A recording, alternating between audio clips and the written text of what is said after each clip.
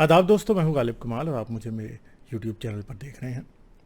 इस वक्त दुनिया में मुसलमानों के बहुत से ऐसे कॉन्फ्लिक्ट्स चल रहे हैं जिनमें ये काफिरों के साथ इनका झगड़ा चल रहा है या किसी किस्म का कॉन्फ्लिक्ट है, चाहे वो मस्जिद अक्सा का इशू हो, फ़लस्तीन और इसराइल का मसला हो, चाहे वो कश्मीर का मसला हो, या कोई XYZ कहीं भी जो है मुसलमान बैठे हैं वो जो है वहाँ पे झगड़ा शुरू है। और मुसलमान यही समझते हैं कि इन पे जुल्म हो रहा है, यहाँ ये कहते हैं, यहाँ ये दिखाते हैं कि इन पर जुल्म हो रहा है और इन्होंने किसी के साथ कुछ नहीं किया।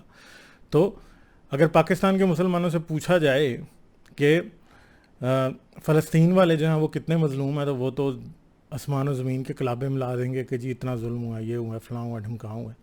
ठीक है, इसी तरह फिर और बहुत सी जगह हैं जहाँ पे मुसलमानों की हरकतें जो हैं वो देखने वाली होती हैं। और जैसे कि 1965 की जंग की अगर वजह पूछी जाए, इंडिया और पाकिस्तान के दरमियान जो 1965 की जंग है उसकी अगर वजह पूछी जाए तो बड़े आराम से कह देते हैं, जो हमारी पाकिस्तान स्टडीज़ की किताब के अंदर जवाब लिखा होता है वो कि जी 6 सितंबर 1965 को हिंदुस्तान ने बैनुल-अक़वामी सरहद की खिलाफ वर्जी करते हुए गैर एलानिया तौर पे हमला कर दिया और इसकी वजह से जंग शुरू हुई। हालांकि जिनको पता है कि जंग क्यों शुरू हुई वो जानते हैं कि जंग की वजह ऑपरेशन जिब्राल्टर था, जो कि पाकिस्तानी आर्मी ने शुरू किया था।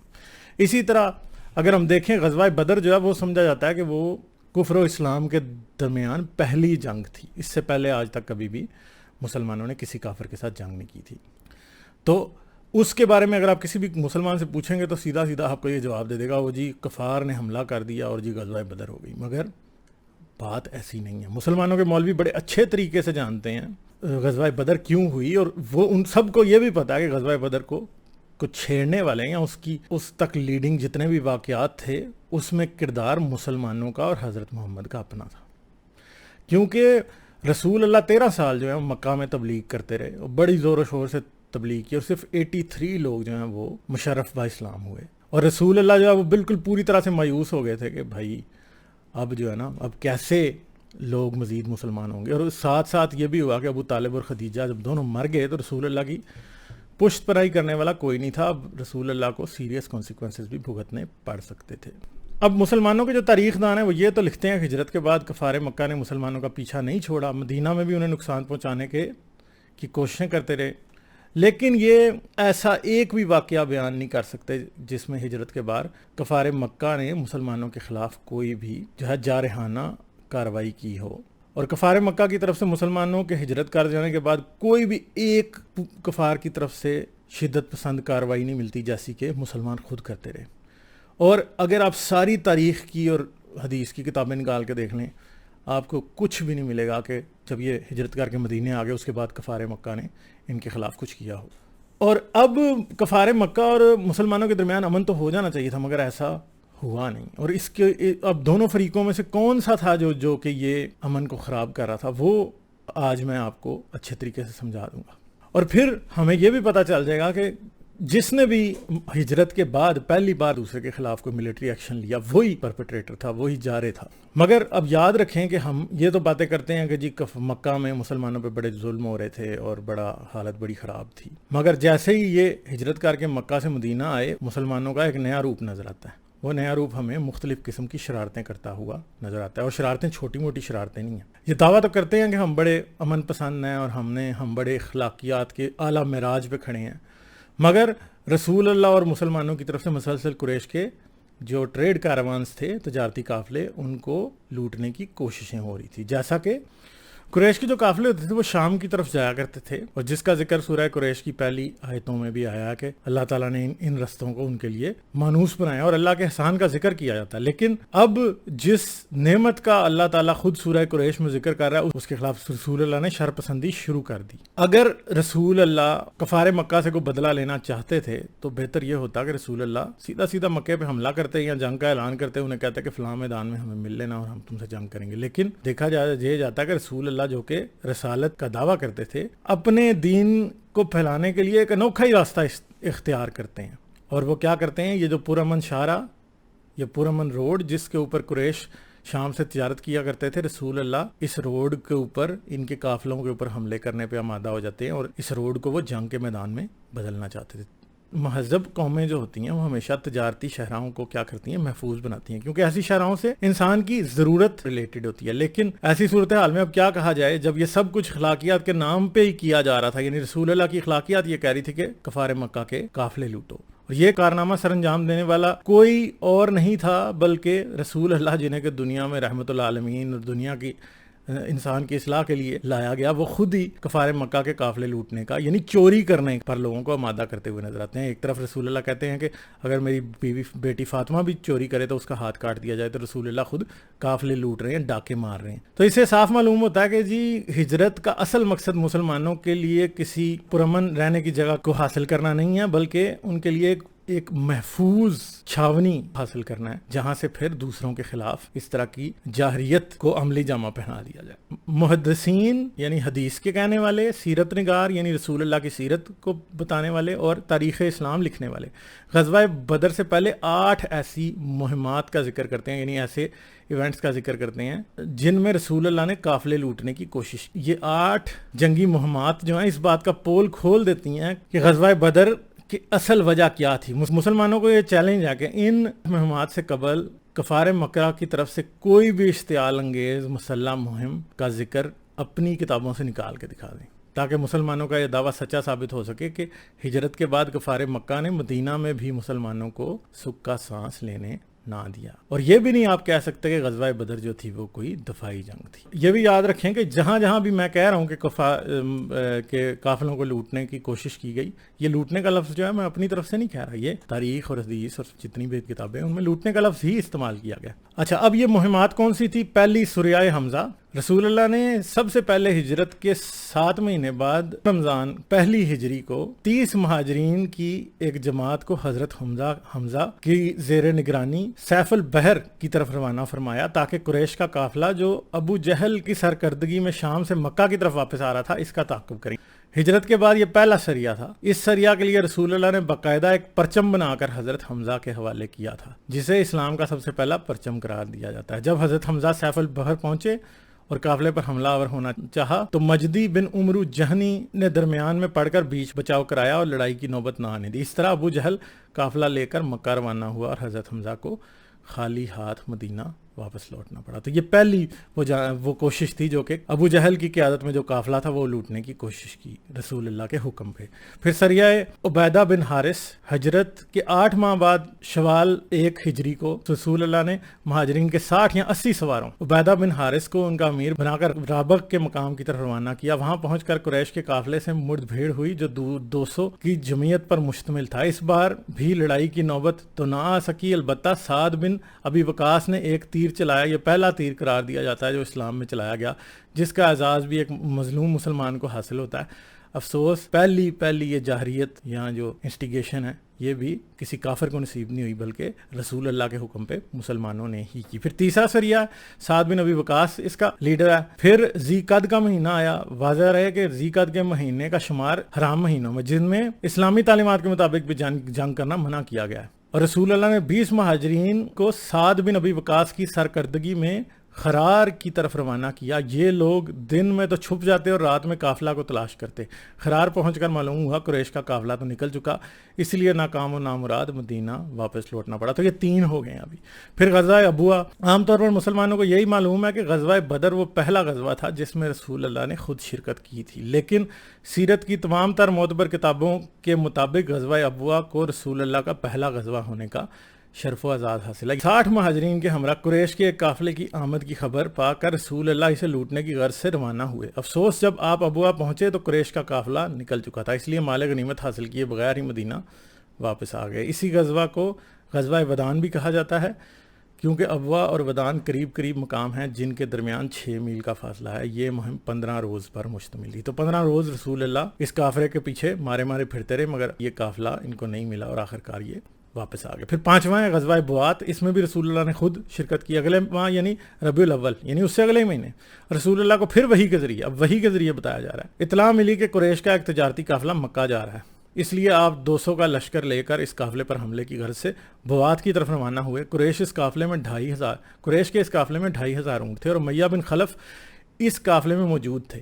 قافلے کے کل شرکا کی تعداد 100 تھی. بوات پہنچ کر معلوم ہوا کہ قافلہ تو رسول اللہ کے بوات پہنچنے سے پہلے ہی وہاں سے آگے روانہ ہو چکا ہے, اس لیے بغیر جدال و قتال کے واپس مدینہ لوٹنا پڑا. تو دیکھیں جی, پھر رسول اللہ نے یہ 5واں قافلہ لوٹنے کی کوشش کی, ٹھیک ہے. پھر اس کے بعد چھٹا غزوہ عشیرہ, اس میں پھر اب رسول اللہ خود شامل ہوئے. جمادی الاولیٰ میں آپ نے 200 مہاجرین کو لے کر قریش کے قافلے پر حملہ کرنے کے لیے عشیرہ کی طرف خروج کیا جو ینبوع کے قریب ہے. اس مہم میں 30 اونٹ ہمراہ تھے. اس بار پھر حسب سابق رسول اللہ کے ہدف تک پہنچنے سے پہلے ہی کئی روز پیشتر قافلہ آگے نکل چکا تھا. چنانچہ مشیت یزدی کے خلاف بغیر مال غنیمت حاصل کیے مدینہ واپس لوٹنا پڑا. تو پھر نہیں ہوا. اب پھر 7واں غزوہ صفوان ہے, ٹھیک ہے جی. غزوہ عشیرہ سے واپسی کے بعد تقریباً 10 روز یعنی 10 روز انتظار کیا. یعنی اب آپ ایک بات سوچیں کہ اتنی ایک کنٹینیوٹی کے ساتھ ہم 7 پارٹیاں ایسی بنائی ہیں جو قافلہ لوٹنے جا رہی ہیں. تو اب مجھے آپ یہ بتائیں کہ رسول اللہ کا پھر کاروبار کیا تھا؟ قافلے لوٹنا کاروبار تھا نا اس وقت پہ رسول اللہ کا, یہی ان کا پیشہ تھا.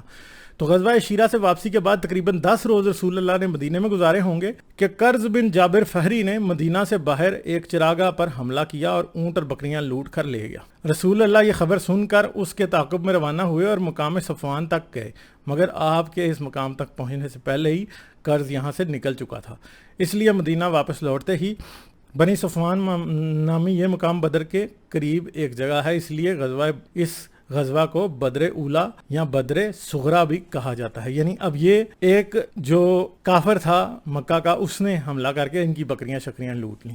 اب آگے قرظ نے کیوں ایسا کیا یہ بھی لکھا ہے. قرظ بن جابر فہری کی جانب سے مدینہ کی چراگاہ پر حملہ ایک واحد مہم ہے جس کے بارے میں کہا جا سکتا ہے کہ کفار مکہ کی جانب سے مدینہ کے خلاف رونما ہوئی. لیکن اول تو یہ اہل مکہ کی قیادت کی طرف سے باقاعدہ کوئی مہم نہیں تھی, کیونکہ وہ خود ہی کر رہا تھا, اس نے کوئی ابو جہل سے یا فلانم کہاں سے اجازت نہیں لی تھی. دوسری یہ بات کہ قرظ بن فہری مسلمانوں کی جانب سے قریش کے قافلے کے بار بار تعاقب سے سخت سیخ پا تھا, کیونکہ اسے غصہ تھا یار یہ بار بار پیچھے آ رہے ہیں, قافلے لوٹنے کی کوشش کر رہے ہیں, تو اب ہم بھی ذرا ان کو مزہ چکھائیں. اس نے اپنی جانب سے مسلمانوں کو ڈرانے کی کوشش کی. اگر قریش کے قافلوں کا تعاقب جاری رکھا گیا تو قریش بھی مسلمانوں کو نقصان پہنچانے کا حق رکھتے ہیں. زیادہ سے زیادہ اسے قرظ بن جابر فہری کا غصے میں ذاتی اور پرسنل ایکٹ قرار دیا جا سکتا ہے.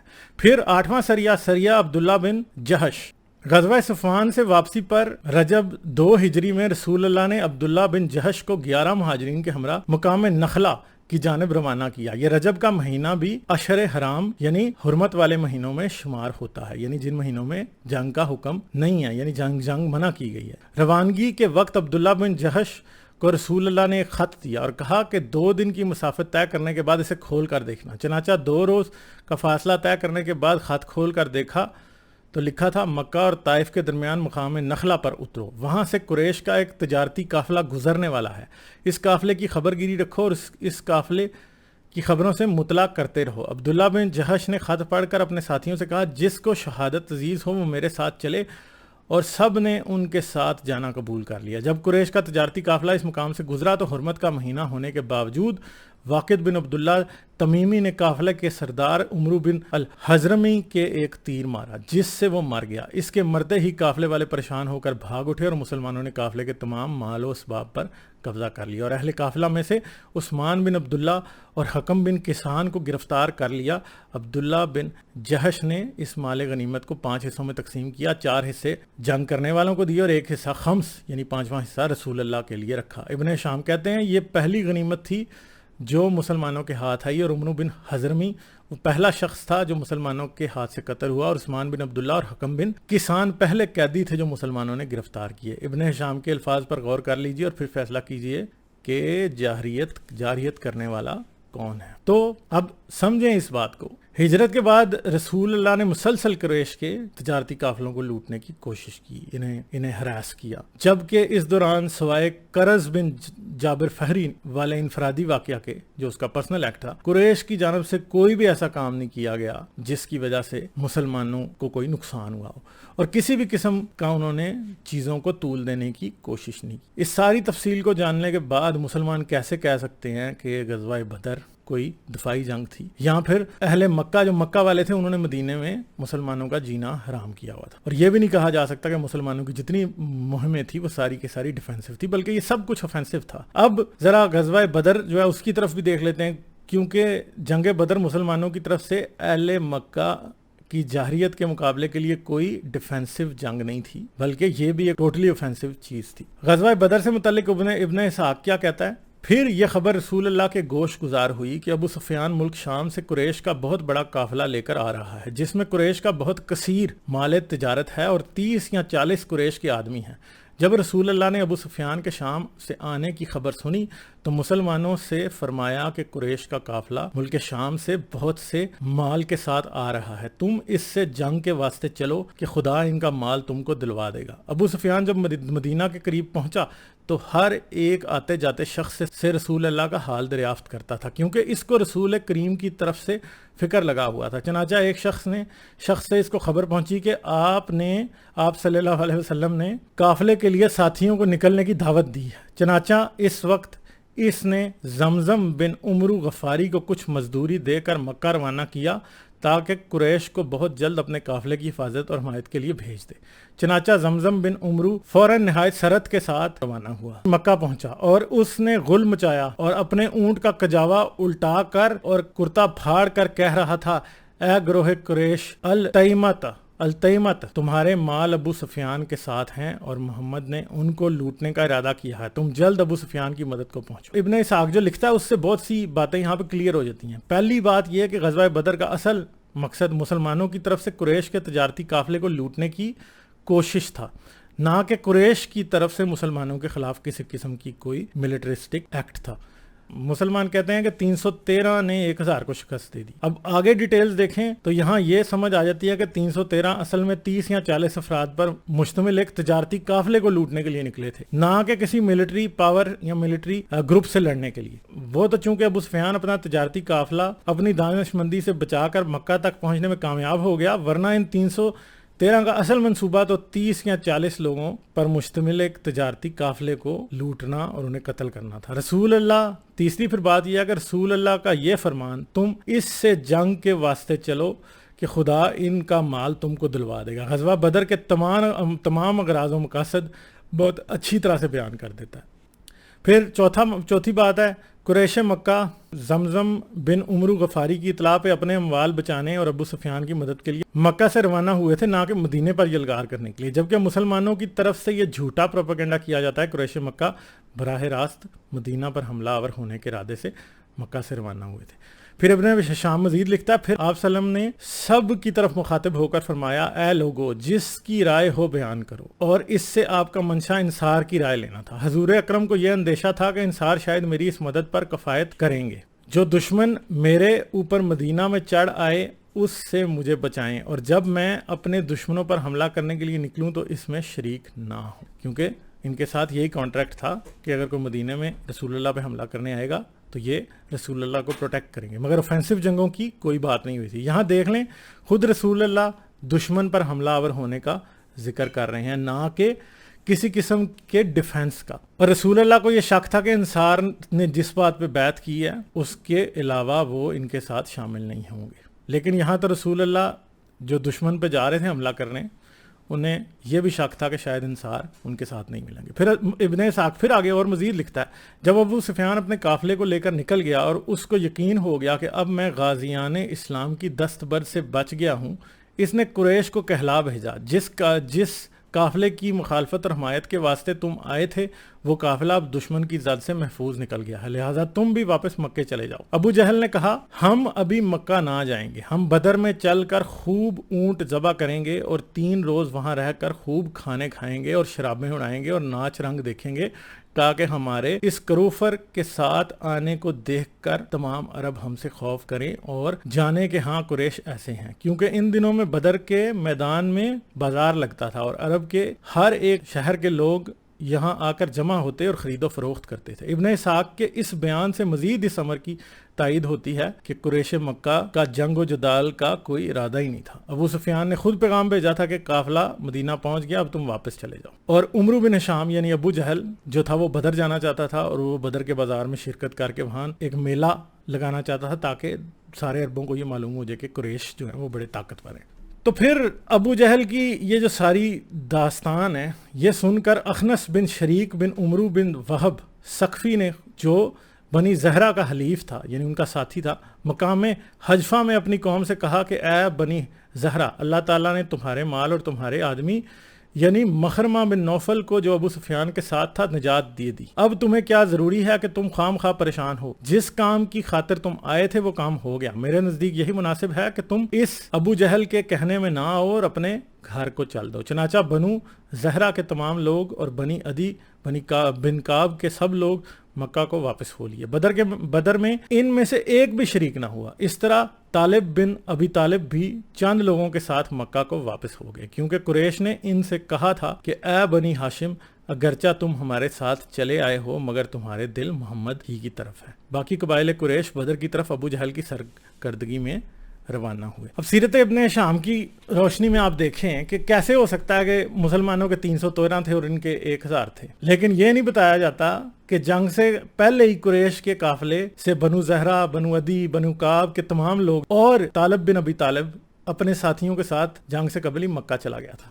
اب ابن ہشام نے ان واپس جانے والوں کی تعداد کا ذکر تو نہیں کیا۔ دوسری طرف طبقات ابن سعد میں بنو زہرہ کے افراد کی تعداد 100 تا 300 کہا گیا، اور بنی عدی بن کعب کی تعداد سے بھی قیاس کیا جا سکتا ہے کہ ان کی بھی کافی تعداد تھی، لیکن بنو زہرہ اور بنو عدی بن کعب کے تمام لوگ ہی واپس جانے کا ذکر ہے، جس سے اندازہ کیا جا سکتا ہے کہ یہ تو پیچھے جو لوگ بچے ہوں گے جن کے ساتھ مسلمانوں کی جنگ ہوئی وہ تو تھوڑے سے تھے، وہ زیادہ نہیں تھے، کیونکہ زیادہ قریش تو پہلے ہی لکھا ہے واپس چلے گئے تھے۔ جب طالب بن ابی طالب کا ذکر کیا جاتا ہے تو اس میں کہا جاتا ہے کہ چند افراد، تھوڑے سے لوگ ہیں جو کہ واپس گئے، مگر دوسروں کے بارے میں یہ نہیں کہا جاتا کہ تھوڑے سے لوگ تھے۔ اس لیے اگر ہم کریٹیکلی دیکھیں اور ایمانداری سے دیکھیں تو یہ مسلمانوں کے 313 ان کا مقابلہ 900 یا 1000 سے نہیں ہوا۔ زیادہ سے زیادہ یہی کہا جا سکتا ہے کہ قریش مکہ کی تعداد مسلمانوں کے برابر یا پھر 1.5 گنا زیادہ ہو سکتی ہے۔ پھر دوسری طرف مسلمانوں کے 313 کا مقابلہ 1000 سے تو نہیں کہنا چاہیے، کیونکہ مسلمانوں کے عقیدے کے مطابق تو اس میں 5000 فرشتے بھی شامل ہوئے تھے، تو اس کا مطلب ہے کہ پھر جتنے بھی لوگ تھے کفار مکہ وہ تو بےچارے ایک سیریس ڈس ایڈوانٹیج پہ تھے، تو ان کے پاس تو کوئی چانس ہی نہیں تھا مسلمانوں سے جیتنے کا۔ تو یہ سارا مسئلہ ہے۔ بیسیکلی اس ویڈیو میں میں نے جو ہے وہ غزوہ بدر کی سٹوری بتانا میرا مقصد نہیں تھا، بلکہ میرا مقصد یہ بتانا تھا کہ وہ کیا باتیں تھیں جن کی وجہ سے یہ غزوہ بدر تک پہنچ کے وہاں پہ ایک جنگ اور خون بہایا گیا، وہ کس وجہ سے ہوئی۔ اور اس ساری باتوں میں آپ کو بڑے اچھے طریقے سے یہ نظر آ رہا ہے کہ یہ سب چیزوں کے جو پرپیٹریٹر ہیں، یہاں جو شرارتی لوگ نظر آتے ہیں، جو شر پھیلانے والے نظر آتے ہیں، وہ مسلمان ہیں۔ پھر رسول اللہ کے اپنے حکموں کے مطابق چوری کی سزا ہاتھ کاٹنا ہے، تو ڈاکے کی سزا پھر کیا ہوگی؟ تیسری بات یہ ہے کہ آپ کو ادھر ان جو میں نے پہلے 7 اور یا 8 میں نے ذکر کیا ان مہمات کا جو کہ غزوہ بدر سے پہلے ہوئی، تو ان میں آپ کو یہ بھی نظر آتا ہے کہ کئی دفعہ رسول اللہ کو وہی سے پتہ چل رہا ہے کہ جی جو ہے نا کہ فلاں جگہ پہ قافلہ گزر رہا ہے، مگر جب وہاں پہ پہنچتے ہیں وہ قافلہ وہاں نہیں ہوتا۔ تو میں تو یہ سوچتا ہوں کہ وہ لوگ جو کہ رسول اللہ کے کہنے پہ وہاں پہ چل رہے تھے اور انہیں بتا رہے تھے رسول اللہ کہ مجھے وحی کے ذریعے پتہ لگا، تو ان لوگوں کو نے کبھی یہ کیوں نہیں سوچا کہ بھائی اس کو وحی کے ذریعے پتہ لگا اور بات غلط ہو گئی ہے؟ ظاہری بات ہے کہ جن قافلوں کی خبر وحی کے ذریعے دی گئی تھی ان قافلوں کو تو 100% لوٹنا چاہیے تھا، مگر ایسا نہیں ہوا۔ اور آخری جو 8ویں مہم تھی جو کہ سریہ عبداللہ بن جہش تھا، اس میں ہی صرف مسلمانوں کے ہاتھ کوئی مال آیا اور پہلی دفعہ مسلمانوں نے مال لوٹا اور اس میں سے 5واں حصہ جو ہے رسول کو دیا گیا۔ تو یہ غزوہ بدر کے غراض و مقاصد ہیں اور یہ اس کی وجوہات ہیں جو اس تک لیڈ کرتی ہیں، اور ان میں کہیں بھی یہ نظر نہیں آتا کہ رسول اللہ کسی طرح کی ڈیفینسو جنگ لڑ رہے تھے، بلکہ ہر طرف سے یہی نظر آتا ہے کہ رسول اللہ جو ہے مکمل شرارت کے موڈ میں تھے، بلکہ ایک لٹیرے اور ڈاکو والا سلسلہ، کیونکہ ظاہری بات ہے کہ ایک تقریباً سال سوا سال کے عرصے میں آپ نے 8 ایسی مہمات کرنے کی کوشش کی جدھر آپ نے قافلوں کو لوٹنے کی کوشش کی، تو پھر آپ سوچیں کہ ایک علاقے میں بیٹھے ہوئے لوگ اگر اتنی دیر سے قافلے ہی لوٹنے کی کوشش کر رہے تھے تو ان کا پھر پیشہ کیا تھا؟ پھر وہ ڈاکو ہی تھے نا، تو آپ پھر یہ تو نہیں کہہ سکتے بڑے اچھے لوگ تھے۔ سمجھ میں تو پھر یہی آتا ہے کہ یہ بیسیکلی ڈاکو تھے اور کچھ بھی نہیں تھا۔ تو چلیں جی، امید ہے آپ کو اس ویڈیو سے کافی نئی چیزیں پتہ چلی ہوں گی۔ مجھے اجازت دیں، پھر ملیں گے کسی نئی ویڈیو میں کسی نئے ٹاپک کے ساتھ۔ میری ویڈیوز کو دیکھتے رہنے کے لیے چینل کو سبسکرائب کریں اور گھنٹی کا بٹن دبا کر آل نوٹیفیکیشنز پر کلک کر لیں تاکہ آپ سے فیوچر میں کوئی بھی نوٹیفیکیشن مس نہ ہونے پائے۔